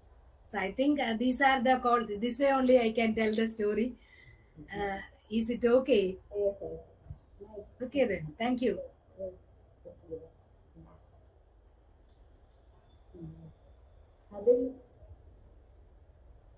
Dr. Adil. You are muted, I think. Adil, if there anybody can answer. Yes, ma'am. Jasmita is there. Okay. Okay, then with one more thanks, can I leave? Yes, yes. Adil, she can leave now, no? Yeah, ma'am. Yes, Vida. Thank Okay you. then. Thank you. Thank you, ma'am. Thank you. Thank you so much. Thank you, Cincy. Thank you. And all the best to all the students to achieve their good और career चाहे as well किसी भी as देश के द्वारा our संचालित किया जा रहा हो, मिशन के निश्चितता और अनिश्चितता के बीच बहुत ही महीन अंतर होता है, जिससे कि एक मिशन सफल या असफल होता है। लेकिन ना हम थके ना हम हारे, हमने अपनी पिछली कमियों को सुधारते हुए आज पूरी तरह से आश्वस्त किया है कि लैंडर मॉड्यूल निश्चित तौर पे चंद्रमा की सतह पर सेफ और सॉफ्ट लैंडिंग करेगा। सभी दर्शकों की जानकारी के लिए अब हम इसरो के अब तक के सभी लूनर मिशंस की संक्षिप्त विवरण प्रस्तुत करेंगे। जी हां, इसरो का पहला मून मिशन चंद्रयान-1 अक्टूबर 2008 में पीएसएलवी रॉकेट के द्वारा सफलतापूर्वक प्रक्षेपित किया गया था। चंद्रयान-1 चंद्रमा के सतह पर पानी की खोज करके पहले ही इतिहास रच चुका है। यही कारण है कि आजकल विश्व के तमाम अंतरिक्ष वैज्ञानिक और स्पेस एजेंसियां चंद्रमा को और करीब से जानने के लिए उत्सुक दिख रही हैं। अगर हम बात करें चंद्रयान-2 की, जो इसरो का दूसरा मून मिशन है, जुलाई 2019 में इसरो के सबसे ताकतवर रॉकेट LBM-3 द्वारा सफलतापूर्वक प्रक्षेपित किया गया था और आज भी लगभग 4 साल बाद यह चंद्रमा के 100 किलोमीटर के सर्कुलर ऑर्बिट में घूमते हुए बहुत ही उत्तम क्वालिटी का डेटा प्रदान कर रहा है। मिशन के प्रारंभ में इसकी आयु 1 साल निर्धारित की गई थी, परंतु LBM-3 द्वारा बहुत ही सटीक इंजेक्शन और मिशन मैनेजमेंट की वजह से चंद्रयान-2 काफ़ी लंबे समय तक कार्यरत रहेगा। अब तक चंद्रयान-2 चंद्रमा के लगभग सभी भागों का चित्र ले चुका है। इसका एक बहुत ही महत्वपूर्ण पेलोड OHRC यानी कि ऑर्बिटर हाई रिजोल्यूशन कैमरा विश्व का सबसे बेहतरीन कैमरा है, जो कि चंद्रमा के सतह का लगातार पिक्चर भेज रहा है। अब मैं आरुषि जी से निवेदन करूंगा कि वो आप लोगों को इसरो के वर्तमान मिशन चंद्रयान-3 के बारे में बताएं। अभी आपने मिश्रा जी के द्वारा सुना इसरो के अब तक के लूनार मिशंस का विवरण। अब चलते हैं टुवर्ड्स चंद्रयान।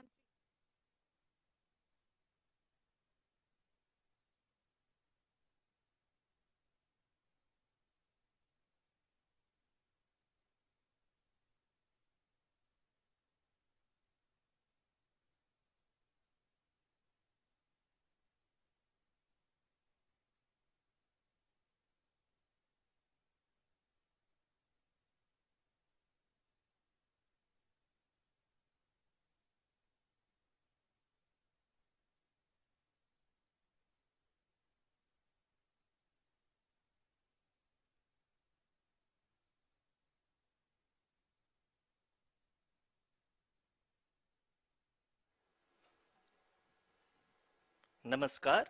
इसरो के इस महाअभियान से जुड़ने के लिए आप सादर आमंत्रित हैं। मैं पद्मदेव मिश्रा अपने को-होस्ट श्रीमती आरुषि सेठ के साथ आप सभी को और देश विदेश से जुड़े सभी दर्शकों का हार्दिक अभिनंदन और स्वागत करता हूं। 23 अगस्त 2023 आज की शाम इसरो के वैज्ञानिकों और सभी अंतरिक्ष वैज्ञानिकों के साथ लैंडर मॉड्यूल को चंद्रमा के सतह पर उतरने के ऐतिहासिक पलों को देखने के लिए तैयार और उत्सुक हैं। जी हाँ, इसरो के गौरवपूर्ण इतिहास में एक और अध्याय जुड़ने जा रहा है और आज हम सब लोग इसके साक्षी बनेंगे। आप ये सारे विजुअल्स अपने स्क्रीन पर इसरो के मिशन ऑपरेशन कॉम्प्लेक्स यानी मॉक से देख रहे हैं, जो कि बेंगलुरु में स्थित telemetry tracking and command network ISTRAC से प्रसारित किया जा रहा है।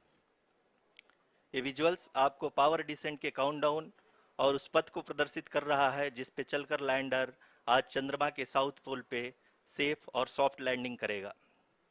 आपको ध्यान दिला दूं, इस समय हम लोग पावर डिसेंट शुरू होने से लगभग 22 मिनट दूर हैं।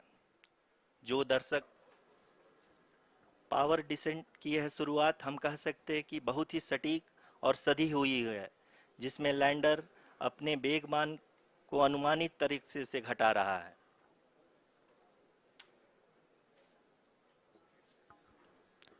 The altitude of the lander module will reduce from 7.4 kilometers to 6.8 kilometers during the next phase, which is going to be the attitude hold phase. We can currently see that the altitude of the lander module is nearly 31 kilometers. Arushi अभी हम इस ground trace को देखते हुए कह सकते हैं कि रफ ब्रेकिंग फेज की शुरुआत बहुत ही अच्छे तरीके से हुई है।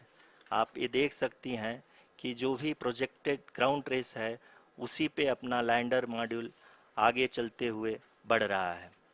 अभी तक ये देखा जा सकता है कि लैंडर मॉड्यूल लगभग 370 किलोमीटर 36 दिशा में चल चुका है। The mission operations team is analyzing the data. We can all see the seriousness and the concentration with which each and every parameter of the lander module is being analyzed. The performance so far seems to be nominal. जी आरुषि, चूंकि ALS activate किया जा चुका है, इसलिए ground से कोई commanding नहीं की जा रही है। इस दौरान आपके स्क्रीन पे सारे डेटा इसरो के डीप स्पेस नेटवर्क से रियल टाइम में आ रहे हैं। इस मिशन में सेकेंड और थर्ड ऑर्डर गाइडेंस पॉलिनोमियल का प्रयोग हुआ है, जो कि इनर्शियल थ्रस्ट और एंगल के हमेशा सुनिश्चित करेगा। During the entire descent, there is no ground intervention as the ALS has taken charge. The preparation for today's event had started nearly 48 hours before, wherein various pre-selections and uplinking of parameters were done. We can see that the vertical velocity of the lander module has been brought down. It is continuously coming down. And the ALS had already been initiated 1 hour before the scheduled time of the power descent start. Following this, the throttleable engine electronics module, the TECM, was switched on and lander was oriented to the favorable attitude. जी हाँ, आप अपने screen पे देख सकते हैं कि lander module, जिसकी शुरुआत में वेलोसिटी 1680 मीटर पर सेकंड थी, लगभग 1150 मीटर पर सेकंड हो चुकी है, जो कि एक बहुत ही मैजेस्टिक शुरुआत कही जा सकती है इस रफ ब्रेकिंग फेज के लिए।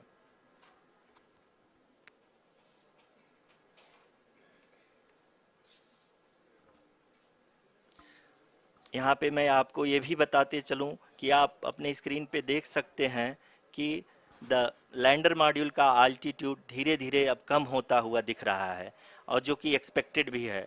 अभी हम बात करें करंट आल्टीट्यूड की, तो जो कि 28.6 किलोमीटर के आसपास है। आप स्क्रीन पर ये भी देख सकते हैं Chandrayan-III lander imager display. The lander imager is continuously taking photographs of the moon surface, and that is also being streamed here.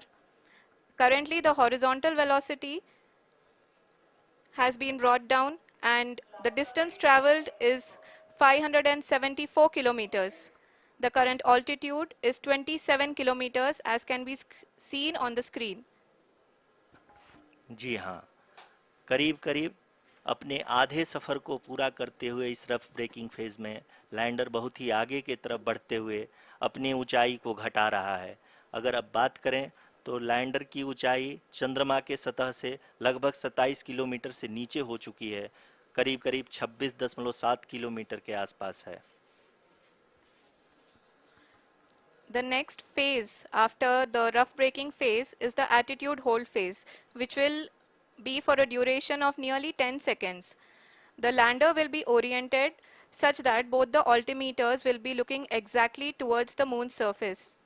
At the end of this attitude hold phase, height measurement update to navigation system will be given from the laser and car band altimeters.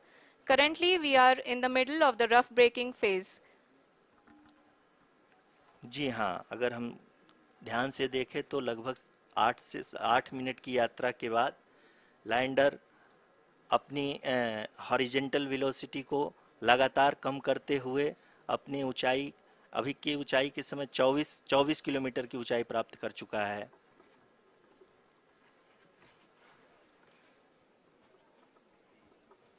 अब तक के आंकड़े को देखते हुए हम कह सकते हैं कि लैंडिंग पूरी तरह से नॉमिनल है।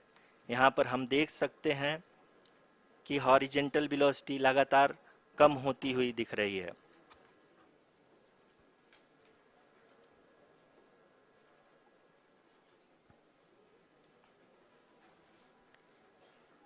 The altitude of lander from ground is currently 22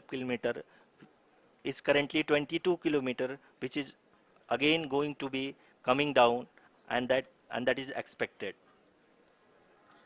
For the viewers who have joined now, we are in the power descent phase, and we are in the rough braking phase, which is the first phase of the power descent.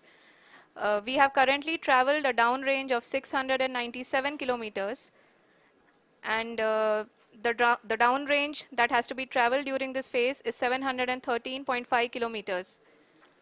जी हाँ, अभी आप देख सकते हैं कि lander की horizontal velocity लगभग 720 metre प्रति सेकंड हो गई है। लगभग हम ये कह सकते हैं कि 900 मीटर प्रति सेकंड वेलोसिटी को कम किया जा चुका है।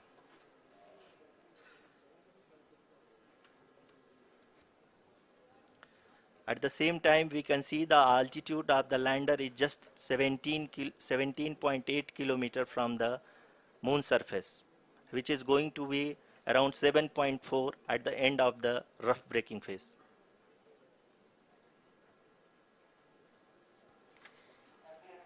इस फेज के बाद हम जाएंगे towards the attitude hold phase, where we will be expecting sensor update from the laser and car band altimeters.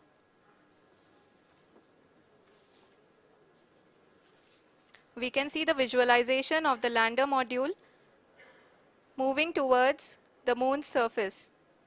The current altitude is nearly 15.2 kilometers and the distance traveled is 754 kilometers. We can also see the image that the lander imager camera has been providing. जी हाँ, इस rough breaking phase के दौरान 800 Newton के चारों throttle engine अपने कार्य को पूरी तरह से अंजाम दे रहे हैं और लैंडर के हॉरिजॉन्टल वेलोसिटी को लगातार कम कर रहे हैं। अब तक लैंडर लगभग अपने 75 से 80% की यात्रा को पूरा कर चुका है।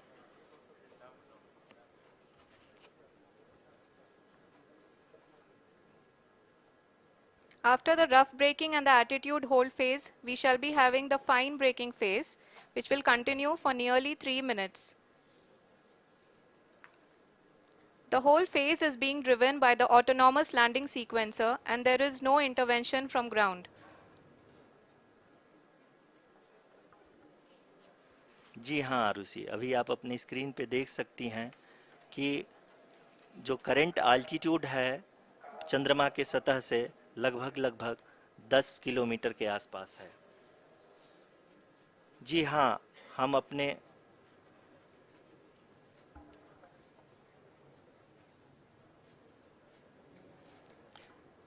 जी हाँ, हमारे प्रधानमंत्री जी श्री नरेंद्र मोदी जी हम सभी का उत्साहवर्धन करने के लिए दक्षिणी अफ्रीका के जोहानसबर्ग से जुड़ गए हैं।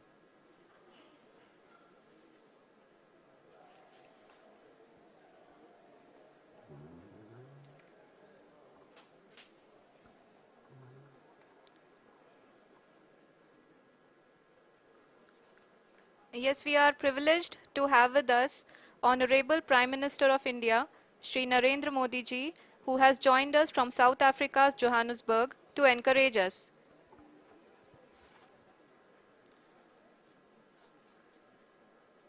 जी हाँ, आप ये देख सकते हैं एल्टीट्यूड होल्ड फेज भी बहुत ही आसानी से लैंडर फेज ने पार कर लिया है और अब फाइन ब्रेकिंग की शुरुआत हो चुकी है।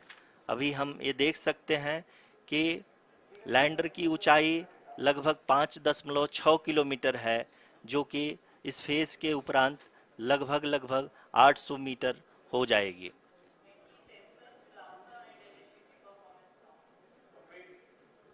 We can hear from the mission operations team that the sensors are performing nominally. And we are currently in the midst of the fine braking phase, which is going to continue for 3 minutes. And the altitude is going to be reduced to nearly 800 meters at the end of this phase. जी हाँ, जैसा कि आरुषि जी ने बताया कि लगभग 3 minute के उपरांत lander की हाइट लगभग 800 मीटर वर्टिकली होगी और यहाँ पे लैंडर की horizontal velocity, vertical velocity, even down range भी लगभग शून्य होगा। We can see the visual of the lander module and we can see that the downrange traveled is nearly 831 kilometers.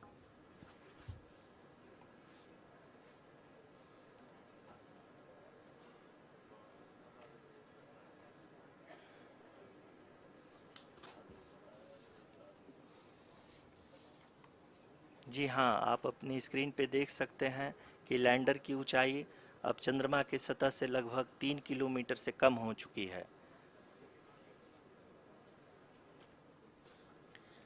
We are very close to the moon's surface, nearly 2.6 kilometers as we can see.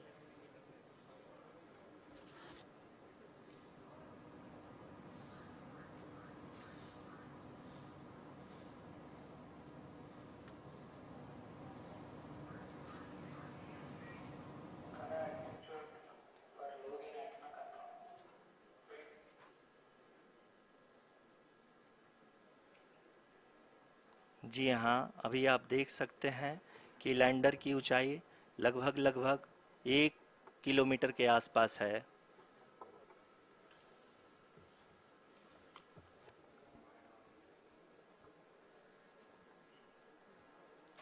We are nearing the final phase of the power descent,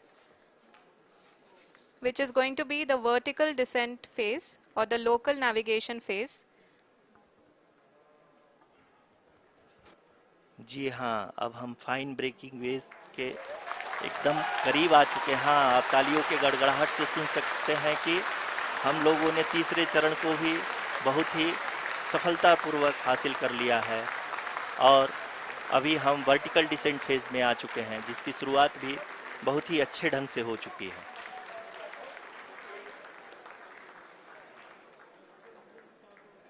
Lot of applause indicates that till now the performance has been nominal. We are in the vertical descent phase 1. The altitude is being brought down from 800 meters and we are nearing and approaching the lunar surface. जी, आप अपने screen पे देख सकते हैं कि lander का height लगातार कम होता जा रहा है। इस समय हम लैंडिंग साइट के जस्ट ऊपर हैं और इस समय इसकी ऊंचाई लगभग 600 मीटर के आसपास है। इस फेज के दौरान लगभग 150 मीटर के ऊंचाई पे पहुंचने के बाद लैंडर अगेन लगभग 20 से 22 सेकंड के लिए हॉवरिंग करेगा। We are above the landing site. The horizontal as well as the vertical velocity is now being constantly reduced. And the lander module has begun its descent towards the landing site.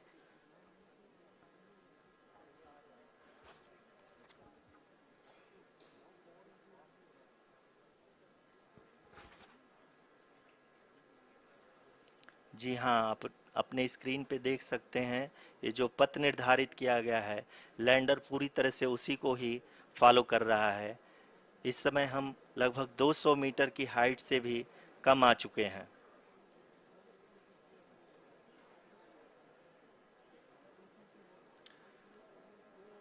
अब हम ये देख सकते हैं कि हम लगभग 150 metre की ऊंचाई पे हैं चंद्रमा के सतह से।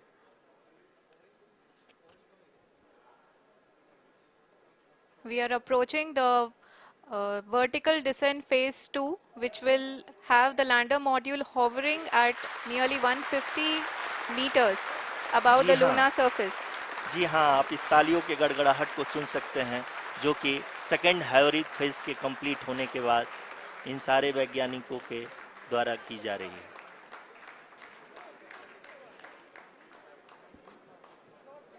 जी हाँ, आप अगर फिर से ध्यान से देखें तो एल्टीट्यूड पुनः कम होता जा रहा है। अभी हम लोग लगभग 135 मीटर की ऊंचाई पे हैं। The sensors that are updating at this point are providing confirmation of the safety of the landing site. As expected, the retargeting is going on and this is a very good signature for the lander. अभी आप ये देख सकते हैं कि lander की ऊंचाई लगभग 65 मीटर के आसपास बची हुई है।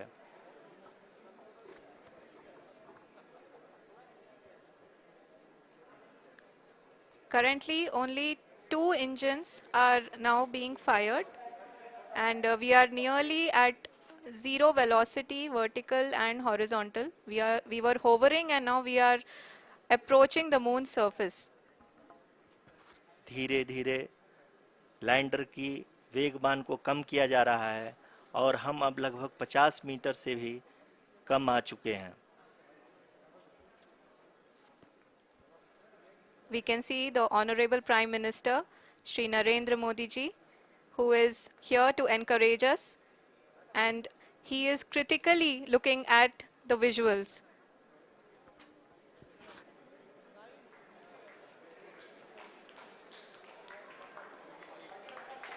जी हाँ, आप अपने स्क्रीन पे देख सकते हैं कि हम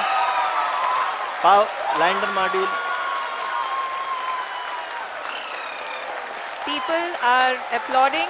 Let lander us all module wait to hear from the Secretary Department of Space and Chairman ISRO, Shri S. Somnath.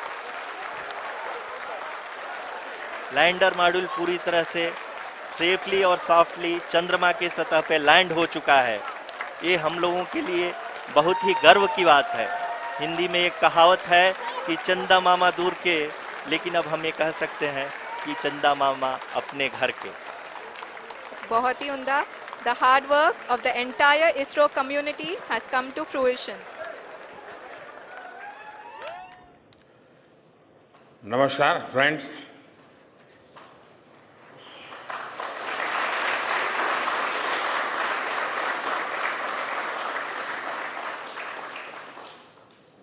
आप सभी के बीच आकर आज एक अलग ही खुशी महसूस कर रहा हूं। शायद ऐसी खुशी बहुत रेयर ओकेजन होते हैं जब तन मन खुशियों से भर गया हो। और व्यक्ति के जीवन में कई बार ऐसी घटनाएं घटती हैं कि वो बेसब्री हावी हो जाती है। इस बार मेरे साथ भी ऐसा ही हुआ है। इतनी बेसब्री,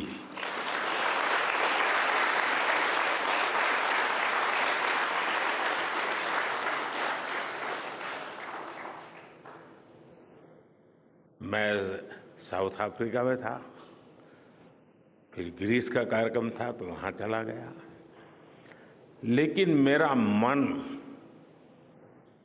पूरी तरह आपके साथ ही लगा हुआ था।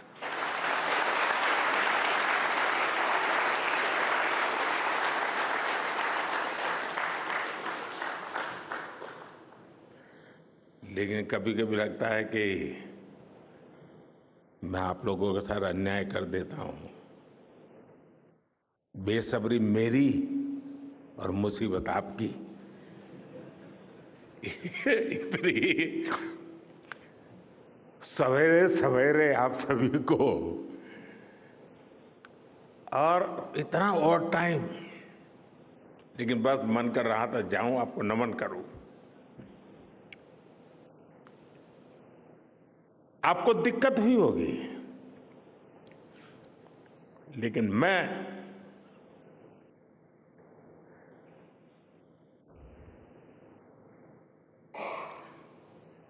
भारत में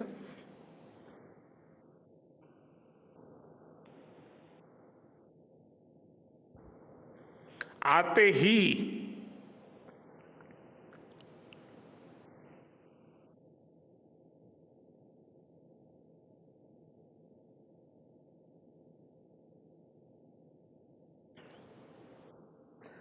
जल्द से जल्द आपके दर्शन करना चाहता था।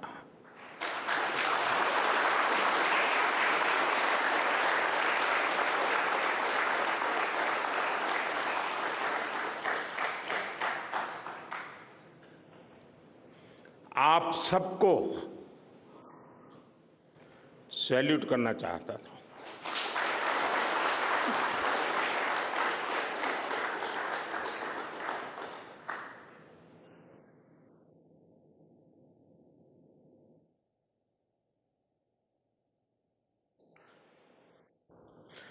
सैल्यूट आपके परिश्रम को, सैल्यूट आपके धैर्य को, सैल्यूट आपकी लगन को, सैल्यूट आपकी जीवटता को, सैल्यूट आपके जज्बे को। आप देश को जिस ऊंचाई पर लेकर गए हैं, ये कोई साधारण सफलता नहीं है। ये अनंत अंतरिक्ष में भारत के वैज्ञानिक सामर्थ्य का शंखनाद है।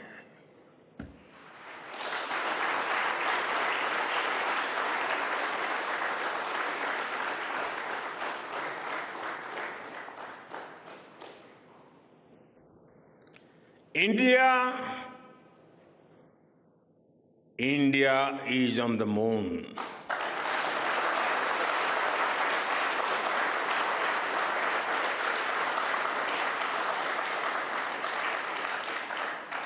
We have our national pride placed on the moon.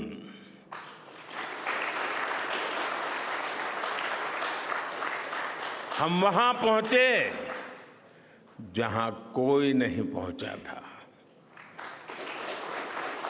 हमने वो किया जो पहले कभी किसी ने नहीं किया था। तक ले जाने के लिए बहुत बड़ी प्रेरणा बन रहा है। आपको जितनी बधाई दूं कम है, जितना अभिनंदन करूं कम है। मेरी तरफ से करोड़ों करोड़ों देशवासियों की तरफ से, दुनिया भर की साइंटिफिक कम्युनिटी की तरफ से अनेक अनेक धन्यवाद, बहुत बहुत शुभकामनाएं। भारत माता की, भारत माता की, भारत माता की। धन्यवाद।